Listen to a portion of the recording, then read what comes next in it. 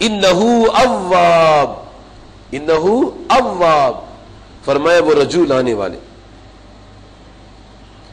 حضرت ایوب علیہ السلام کا ذکر کیا ہے، انہو وجدناہ صابر نعم العبد، ہم نے ایوب علیہ السلام کو صابر اور نعمت والا بندہ پایا ہے.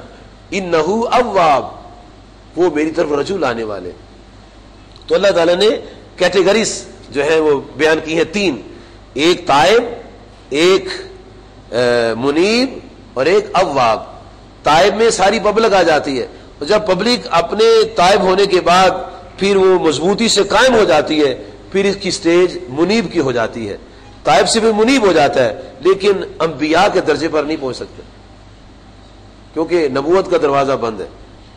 اور کئی ایسے آپ کو بزرگ ملیں گے،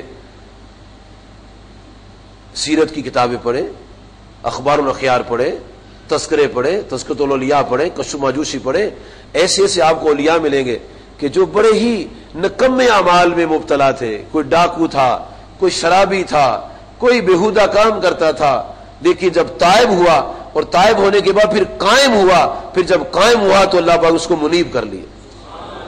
ایسی سچی توبہ کی اپنا ولی بنا لیا. جیسے فضیل بن ایاز ہیں، بشر حافی ہیں، اور اس طرح کے لوگ ہیں، بزرگ ہیں جنہوں نے سچی توبہ کی تو اللہ تعالیٰ کے محبوب بن گئے. ہماری توبہ تو یہ ہوتی ہے جی کہ ادھر توبہ کر لی پھر گناہ کر لیا، پھر توبہ کر لی پھر گناہ کر لیا، پھر توبہ کر لی پھر گناہ کر لیا. لیکن اللہ تعالیٰ، سبحان اللہ سبحان اللہ، اللہ تعالیٰ کی شان دیکھو، وہ کیسی محبت کرتا ہے. جناب حضرت ابو ہریرہ رضی اللہ تعالیٰ فرماتے ہیں، ان عبدا اذنب ذنبا، جب میرا بندہ، اللہ تعالیٰ فرماتے ہیں جب میرا بندہ کوئی گناہ کرتا ہے، فقال ربی اذنبت، اذنبت، یا اللہ میں نے گناہ کیا ہے، یا اللہ میں نے گناہ کیا ہے، فاغفر، یا اللہ مجھے معاف کر دے. یعنی گناہ کر لیے، کہتے یا اللہ مجھے معاف کر دے. تو اللہ تعالیٰ فرماتا ہے فرشتوں، اے فرشتوں، اس کو پتہ ہے میں اس کا رب ہوں. اللہ اللہ اللہ، کیا بات، اس کو پتہ ہے میں اس کا رب ہوں، یہ مجھ سے معافی مانگ رہا ہے، تو یا اللہ پھر میں اس کو معاف کر. اچھا، نبی کریم صلی اللہ علیہ وسلم فرماتے ہیں کہ پھر وہ پھرتا رہتا ہے، کچھ وقت گزر جاتا ہے، پھر گناہ کر لیتا ہے. جب پھر گناہ کر لیتا ہے تو کہتے یا اللہ میں نے گناہ کر لیا ہے، ربی اذنبت ذنبا، یا اللہ میں نے گناہ کر لیے، گناہ کیا میں نے، فاغفر ہو، یا اللہ اس کو معاف کر دے میرے گناہ کو. تو اللہ تعالیٰ فرماتے اس کو پتہ ہے میں اس کا رب ہوں، میں نے اس کو معاف کر دیا. پھر وہ پھرتا رہتا ہے، پھر گناہ کرتا ہے، پھر اللہ تبارک و تعالیٰ فرماتا ہے کہ یہ توبہ کرتا ہے، پھر میں اس کو جتنی مرتبہ وہ توبہ کرتا ہے اللہ کریم اتنی مرتبہ اس کو معاف فرما دے. کشف المعجوم میں ایک بزرگوں کا واقعہ لکھا ہے کہ ان سے کوئی غلطی ہوتی تھی، 70 دفعہ توبہ کی، پھر ٹوٹتی گئی، 71ویں مرتبہ توبہ قبول ہوئی ہے.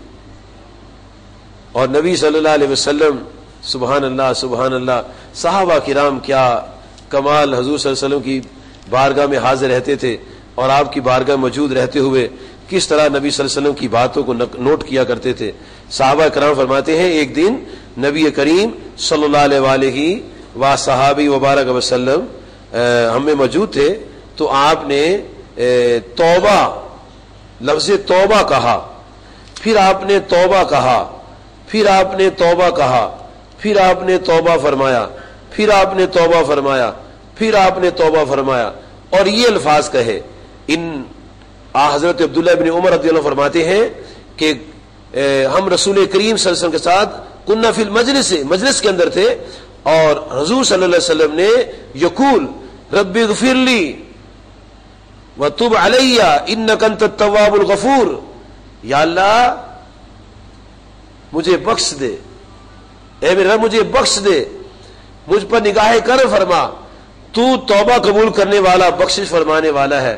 جناب عبداللہ ابن عمر رضی اللہ عنہ فرماتے ہیں آپ نے ایک دفعہ کہا، آپ نے 2 دفعہ فرمایا، 3 دفعہ فرمایا، کہتے میں گنتا چلا گیا، جب گنتا چلا گیا 100 مرہ، تو آپ نے 100 مرتبہ ایسے فرمایا، ایک مجلس میں 100 مرتبہ یہ کہا رب اغفر لی رب اغفر لی وتب علی انک انت التواب الغفور، 100 مرتبہ ایک مجلس میں 100 دفعہ۔ اور صحابہ کرام رضی اللہ عنہ کو رسول کریم فرماتے ہیں اے میرے صحابہ میں تو روزانہ 100 مرتبہ توبہ کرتا ہوں، اور آپ نے فرمایا یا ایھا الناس توبوا الی اللہ، اے لوگوں تم بھی اللہ کی بارگاہ میں توبہ کیا کرو، فإنی اتوب الیہ فی الیوم 100 مرہ، صحیح مسلم کی روایت ہے، فرمایا میں روزانہ 100 دفعہ توبہ کرتا ہوں۔ یہ آپ کی توبہ کیسی ہے؟ آپ کی توبہ گناہوں سے نہیں ہے، آپ کی توبہ ہماری تعلیم کے لیے، آپ کا توبہ کرنا ہماری تعلیم کے لیے، رب اغفر لی ہماری تعلیم کے لیے، اور آپ جب ایسے فرمایا کرتے تھے تو آپ کے درجے بلند ہوتے تھے۔ ہمارے گناہ مٹتے ہیں، رسول کریم علیہ الصلوۃ والسلام کے درجے بلند ہوتے ہیں۔ آپ نے سنا ہوگا کہ جب انسان کو بخار چڑھتا ہے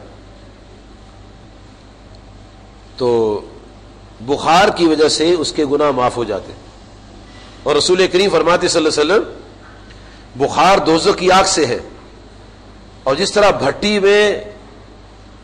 بھٹی کے اندر میلے کپڑے کو رکھ دیتے ہیں تو اس کی میل اگل جاتی ہے، اکھڑ جاتی ہے، اور دھوتے ہیں تو کپڑا صاف ستھرا ہو جاتا ہے، ایسے ہی جب انسان بخار کی بھٹی میں جاتا ہے اس کے گناہ اگل جاتے ہیں، دھل جاتے ہیں، اتر جاتے ہیں، اور انسان شیشے کی طرح صاف ہو جاتا ہے۔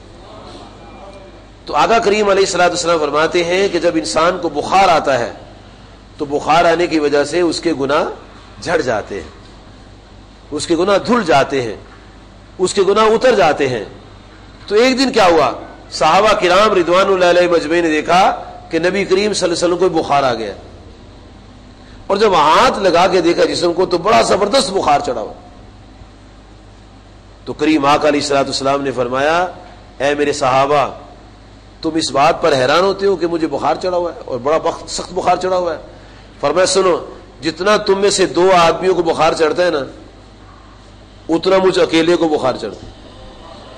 وہ کیسا جسم بنا ہوا ہے کہ 2 گنا بخار، 106 سے 212، 106 سے 200 کتنا بخار، ڈبل بخار۔ اب صحابہ کرام عرض کرتے ہیں یا رسول اللہ صلی اللہ علیہ وسلم آپ نے ارشاد فرمایا جب کسی کو بخار آتا ہے تو بخار سے اس کے گناہ جھڑتے، تو آپ تو معصوم ہے۔ تو نبی صلی اللہ علیہ وسلم نے فرمایا کہ جب کسی گناہگار کو بخار چڑھتا ہے تو اس کے گناہ جھڑتے ہیں، جب کسی نیک آدمی کو بخار چڑھتا ہے اس کے درجے بلند ہوتے ہیں۔ تو عرض کہ یا رسول اللہ صلی اللہ علیہ وسلم آپ کو تو ڈبل بخار چڑھتا ہے، فرمایا ہمارے درجے بھی ڈبل ہوتے ہیں۔ معلوم ہے کہ آپ کا رب اغفر لی کہنا یا اللہ تعالیٰ کے حضور یہ کہنا یا اللہ مجھے معاف کر دے، یہ اس لیے نہیں تھا کہ نعوذ باللہ نعوذ باللہ حضور صلی اللہ علیہ وسلم کو گناہ کرتے تھے، آپ تو معصوم ہیں، اور معصوم اسے کہتے ہیں جو گناہ کے ارادے سے پاک۔ تو آقا صلی اللہ علیہ وسلم نے ایسا اس لیے کیا تاکہ ہم گناہگار جو گناہوں سے بھرے پڑے ٹوکرے ہیں گناہوں کے، ہم اپنے ٹوکرے گناہوں کے جو سر پر رکھے ہوئے ہیں ہم توبہ کر کر کے ان سے خلاصی حاصل فرمائیں اور اپنے دل کو نور و نور کریں۔ جناب حضرت ابو بکر صدیق رضی اللہ تعالیٰ نے بڑی خوبصورت بات فرمائی ہے، آپ فرماتے ہیں لوگوں 5 اندھیرے ہیں اور 5 نور ہیں، 5 اندھیرے ہیں اور 5 نور ہیں۔ عرض کیا حضور وہ کون سے 5 اندھیرے ہیں اور 5 نور ہیں؟ تو جناب حضرت ابو بکر صدیق رضی اللہ عنہ نے 5 اندھیرے اور 5 نور بالترتیب فرمائے۔ فرمائے نمبر 1 قبر ایک اندھیرا ہے، نمبر 2 پل صراط اندھیرا ہے، نمبر 3 میدان حشر اندھیرا ہے، نمبر 4 میزان اندھیرا ہے، اور نمبر 5 گناہ اندھیرا ہے۔ اب یہ 5 آپ نے اندھیرے بیان فرمائے اور پوچھا حضور ان کا نور کیا ہے؟ فرمایا قبر ایک اندھیرا ہے، نماز پنجگانہ اس کا نور ہے۔ جو لوگ نماز پنجگانہ کے پابند ہیں اللہ کے فضل و کرم سے ان کی قبریں اندھیری نہیں ہوں گی، یہ تو روشنی کم ہے، اس سے بھی زیادہ روشنی ہوگی۔ سورج چاند کی روشنی کیا ہوتی ہے، اس سے بھی بڑھ کر روشنی ہوگی۔ نمبر 2 میزان